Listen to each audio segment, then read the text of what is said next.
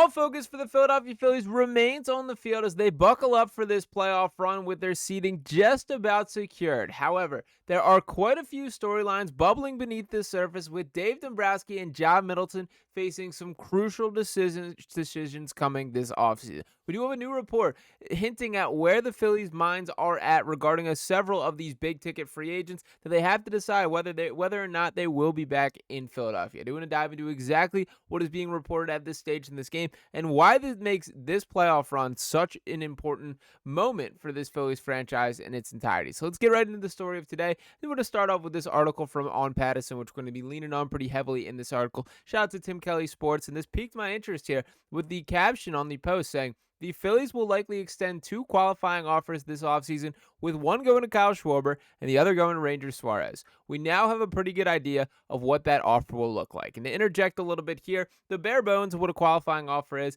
essentially a 1-year contract built out of the average of some of the top earners in Major League Baseball. It's a bit like the franchise tag in the NFL, although in the NFL, that you don't have a choice. When a team slaps the franchise tag on you, you're back with them next year. That is not in the case in the MLB, as each of these players still have free reign to sign with whoever they intend to, but the difference being from a franchise perspective, if that is how the process goes down, you get a draft pick back in return. So a little bit more intricate than just that, but that is the bare bones of the overall outlook here. Now, to dive into what is being reported by Tim Kelly, as he writes up, the Phillies will likely extend 2 qualifying offers this offseason, with one going to Kyle Schwarber and the other to Ranger Suarez. We now have a pretty good idea of what those offers will look like. Joel Sherman of the New York Post says that the qualifying offer value will be close to $22 million this offseason. The Post has learned that the qualifying offer for the 2026 season will be roughly $22 million. This is a working number for teams, but not the exact figure. MLB and the Players Association verify that a figure after the season will likely come in slightly lower than $22 million. The number that the Post has learned at this time of year and the past 2 seasons has been within $175,000 of the final figure, and provides teams a number with which to strategize before it is made official. And then back to Tim's work, he writes, for reference, the qualifying offer a year ago was $21.05 million. So this would present an increase of nearly $1 million, as Mark Paulshock of MLB Trade Rumors noted.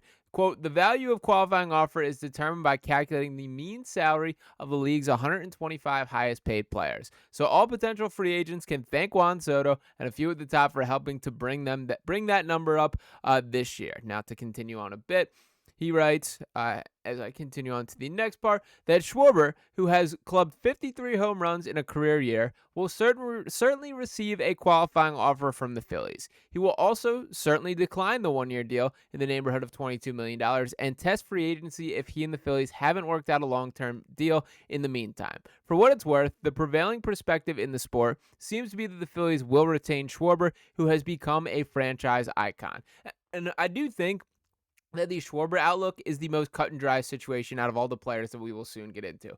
Yes, it was probably a mistake to let it get to this point. Yes, it cost the Phillies some additional money for him having a career season, but there's no doubt about how important Kyle Schwarber is to this Phillies team and the impact that he made. That Dave Dombrowski himself has been on the record calling Kyle Schwarber the greatest leader that he's ever been around in baseball. That is not a guy that you just let walk out the clubhouse, and I do not believe that is going to happen. I do think it is a far steeper price tag than I was braced for at this time last year, but nonetheless, you pay it, you keep that man, and you keep it moving. So I don't think Kyle Schwarber will take that $22 million offer. I think he's going to be in for much more of a lucrative payday than that. I'm still not exactly sure what that number is going to land at, maybe a $30 million kind of annual number. It's difficult because he's a DH. Like, even the Juan Sotos and the Otanis, you can still kind of look at it of like, well, they give you something in the field. That's not going to be Schwarber, but the bat speaks for itself, man. The production speaks for itself, and the importance to this team is so evident. It's night and day different when Kyle Schwarber's there and when he's not, and I can't even imagine where this team would be at if he was not on it. I don't even know if they would be a playoff team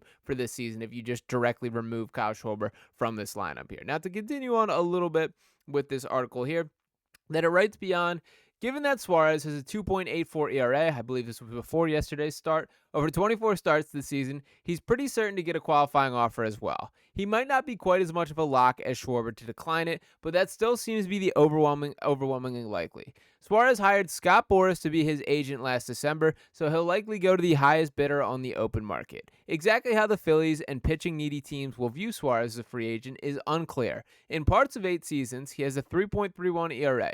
He's shown an ability to be be a weapon both as a starter and reliever in the playoffs with a 1.43 career postseason ERA across 37 and 2/3 innings. Suarez is a gamer, but he's also had an injured list stint in back-related ailments in 3 of 4 years, and his average fastball velocity has declined from 93.4 miles per hour in 23 to 91.3 miles per hour in 25.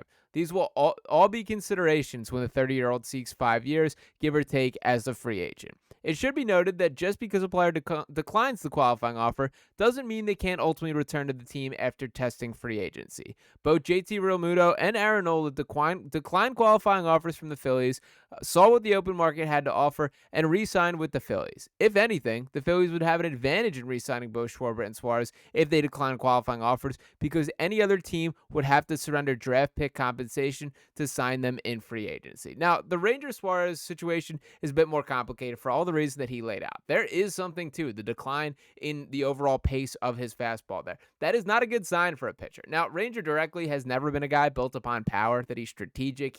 His just ability as a pitcher to set up pitches, to full hitters, all that things. That's always been his bread and butter for how he gets outs. I'm not panicked about the short-term outlook for Ranger Suarez. I honestly think the injury concerns get a little overblown when talking about him, but I do think that the writing is a bit on the wall of it wasn't an accident that this team traded for Jesus Luzardo before the season. We also know Andrew Painter is still looming and expect to be ready at some point here. You still have Zack Wheeler. You still have Christopher Sanchez. Aaron Nola is under contract for the long haul. There's a lot of money invested at the pitcher position, and I do think that the Scott Boras signing for Ranger set himself up for, I'm going to go in the open market and see how much I can get. I would love Ranger Suarez to be back to Phillies uniform. I do think he's the least likely of each of these names that we will get into. Now, to continue on with this article here, for the final part of it here, it writes, however, because the Phillies are competitive balanced taxpayers, they would only receive a 2026 draft pick after the 4th round if one of their qualified free agents signs elsewhere. That's much less than if a revenue-sharing recipient, such as the Pittsburgh Pirates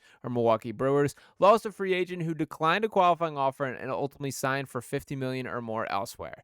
Those teams would recoup a compensatory selection after the 1st round of the 2026 MLB draft. Also, if you're curious, the aforementioned Realmuto and Harrison Bader won't be eligible to get a qualifying offer from the Phillies. The Phillies already gave Realmuto a qualifying offer 5 years ago, and a player can only be saddled with it once in their career. Bader was traded during the season, and teams can only give a qualifying offer to players who spent the entire year before free agency on their team. So those are the 4 main names that we do have to worry about from a offseason perspective. It's Kyle Schwarber, who I do believe will be back in red pinstripes, even if it is at a pretty extreme cost. There's Ranger Suarez, who I lean toward probably not, but boy, could that change in this playoff run if he performs to the level where you simply cannot let that guy leave, which I do think is on the table. That is in Ranger's bag. That is a part of what he's got in the tank if he can put that on display. Then the Harrison Bader and JT Realmuto conversations here. So JT, I entered the season pretty much under the belief that this would likely be his last year in Philadelphia. The situation has changed. I don't see another option at the catcher position. I just straight up do not. Then when you look around, look in the farm system, they traded Eduardo Tait to get Johan Duran at the trade deadline. That was their top catching prospect. And by the way, for what it's worth, the projections are that it does not seem like Tait will finish his career as a catcher. So do with that what you will there. It's going to be his bat. That's his story at the MLB. But that also makes him increasingly less valuable to the Phillies if that is going to be the case there.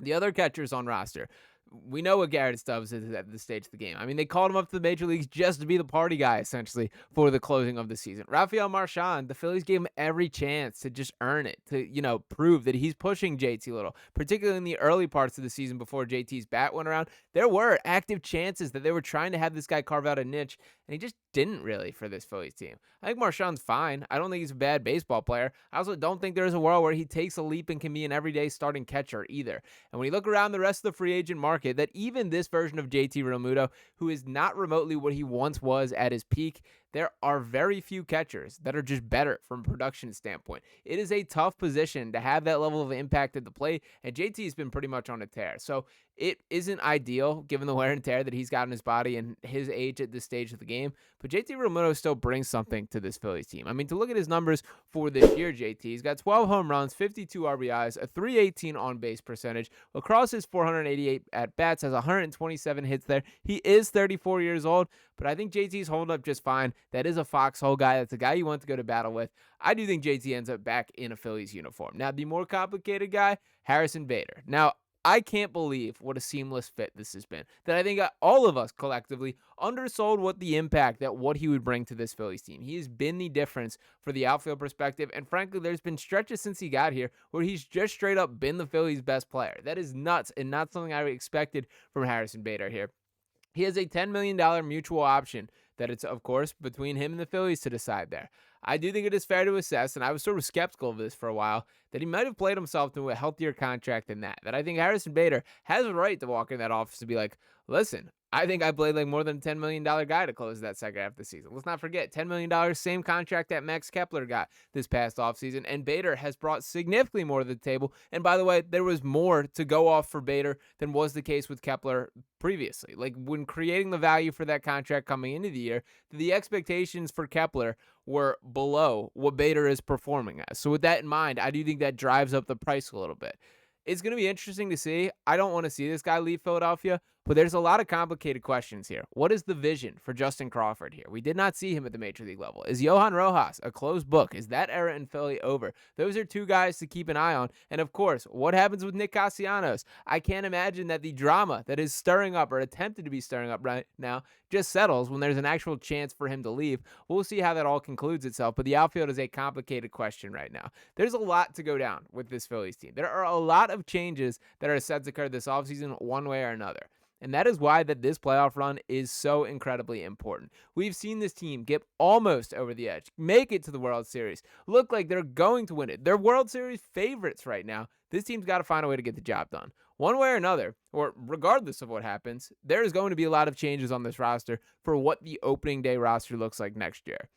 With that in mind, you better capitalize on the moment and make the most of your chances while they're right here in front of you. So some interesting stuff for getting in the weeds and what the expectations are for the offseason.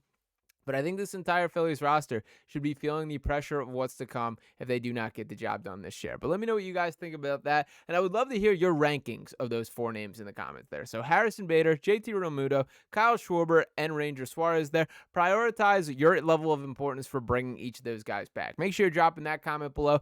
Subscribe to the channel if you have not just yet. Drop a like on this video. We'll be back talking to you next time right here on Phillies Digest. Peace.